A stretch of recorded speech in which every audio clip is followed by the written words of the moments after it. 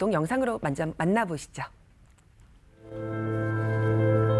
저는 서울서 온 피해자. 나이는 90세. 이름은 김복동. 이름은 김복동입니다. つまりそれは強制連行を示す証拠はなかったということです。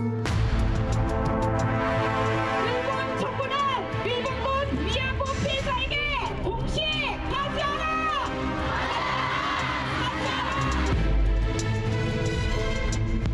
과거에 천황때 잘못한 것을 현 정부가 나서서 사죄하는 것이 마땅찮아요.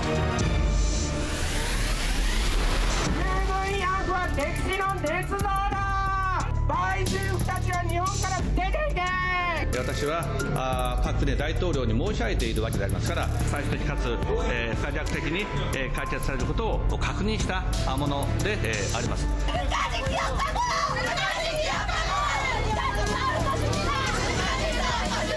증거가 없다. 증거가 살아있는데 증거가 없다고 해서 말이 됩니까?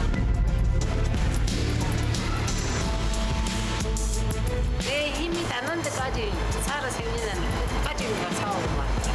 하루 빨리 사죄하라고 알겠는가 그래서.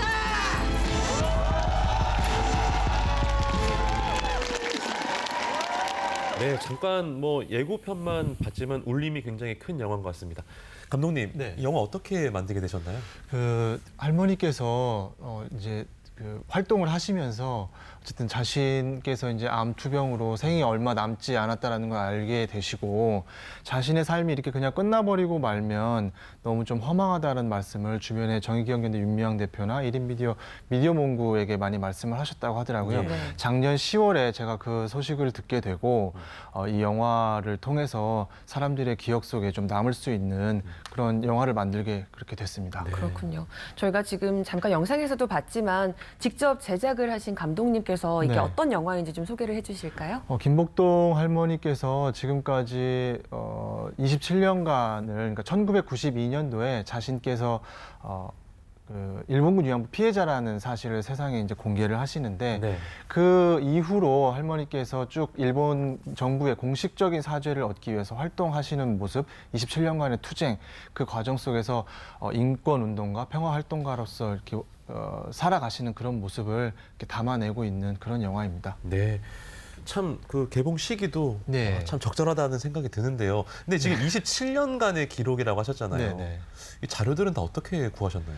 그 할머니하고 같이 활동을 해온 정의기억연대 전신, 그러니까 정대협이라고 있습니다. 그러니까 정대협에서 계속 김복동 할머니와 같이 활동을 하시면서 기록해온 영상들과 오디오, 음성 파일, 그다음에 사진들 이런 것들을 저희가 같이 그 기획을 하면서 다 넘겨받았습니다. 네. 그래서 그 안에 있는 할머니의 어떤 증언 같은 것, 사진 같은 것들, 그다음에 찍혀 있는 영상들 좀 꼼꼼하게 살펴보면서 네. 의미가 있는 부분들을 저희가 좀 소개하면서 이야기를 이렇게 좀 잘 좀 만들려고 노력했습니다. 네. 네, 좀 기록의 양이 많아서 짧은 기간 동안 많이 고생을 하셨을 네, 것 네. 같은데 할머니 그 생전 말씀 중에서 네. 특별히 기억에 남는 이야기나 말씀 있을까요? 할머니께서 말씀하셨던 것 중에 가장 좀 기억에 남는 게 두 가지 정도인데 할머니께서 92년도에 처음으로 이제 세상에 자신이 피해자라는 사실을 공개하실 때 자신이 16살에 끌려갔었는데 돌아와 보니까 23살이더라 이렇게 좀 한숨을 쉬시듯이 말씀을 하시는 예. 장면이 있습니다. 그 7년, 8년간의 그 시절을 잃어버렸다는 그런 어떤 깊은 좀 그런 분노? 뭐 이런 느낌들이 좀 들어서 그 부분하고 하지만 여전히 그럼에도 불구하고 당신께서는 일본 정부의 공식적인 사죄를 얻기 위해서 어쨌든 희망의 끈을 놓지 않고 활동하셨다라는 이런 말씀을 하셔서 나는 희망을 잡고 살았다. 이 말씀이 굉장히 오래도록 마음속에 좀 많이 남았습니다. 네. 그 말씀이 또 영화에도 나오는 거죠? 예, 아, 예. 그렇습니다. 또 직접 보면 또 어떤 느낌일지도 궁금해지는데, 근데 요즘에 그 일본에서 예. 소녀상을 전시 못하게 하는 네, 맞습니다. 그런 일들도 일어나고 있잖아요. 네, 네. 근데 영화에서 소녀상이 굉장히 중요하게 등장한다면서요?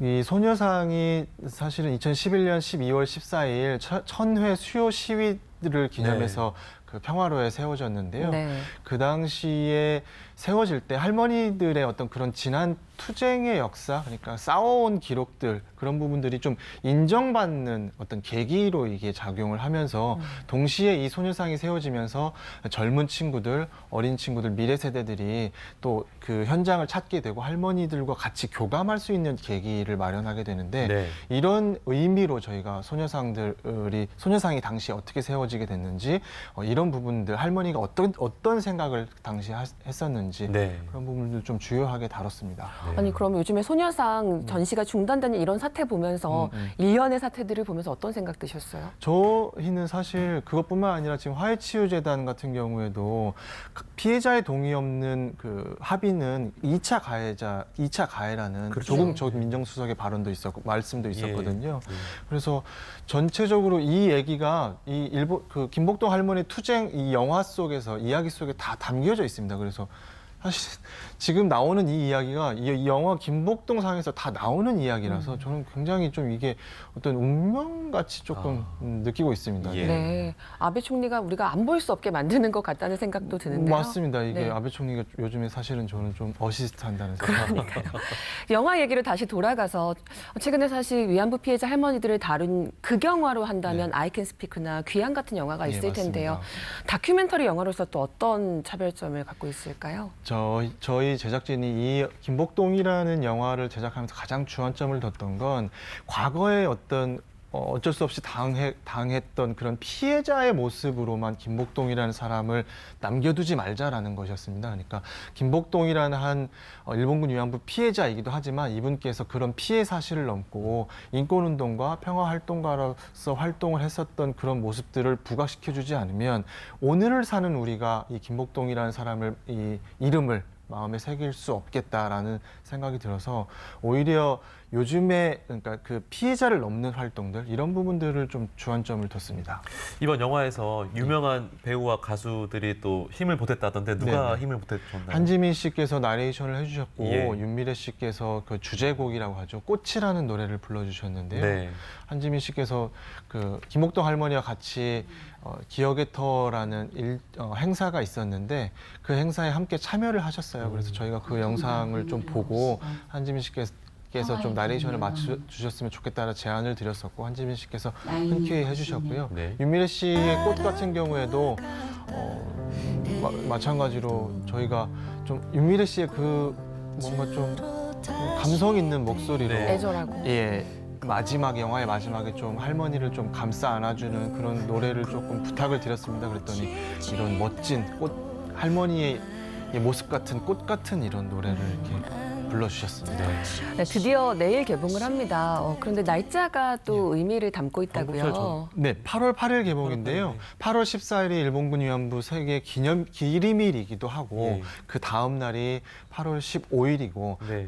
이 올해 8월 14일은 1400회 수요시입니다. 그래서 네. 8월 8일에 개봉을 해서 많은 분들이 영화를 보시고 수요시위도 한번 참석하시고 광복절의 의미도 한번 되새길 수 있었으면 하는 바람으로 기획할 때부터 8월 8일 개봉을 염두에 뒀었습니다. 일단 뭐 벌써부터 뭐 SNS에 자발적인 그 관람 이게 독려도 네, 일어나고 맞습니다. 있던데 네. 이번 영화를 통해서 좀 어떤 메시지를 전달하고 싶으신가요?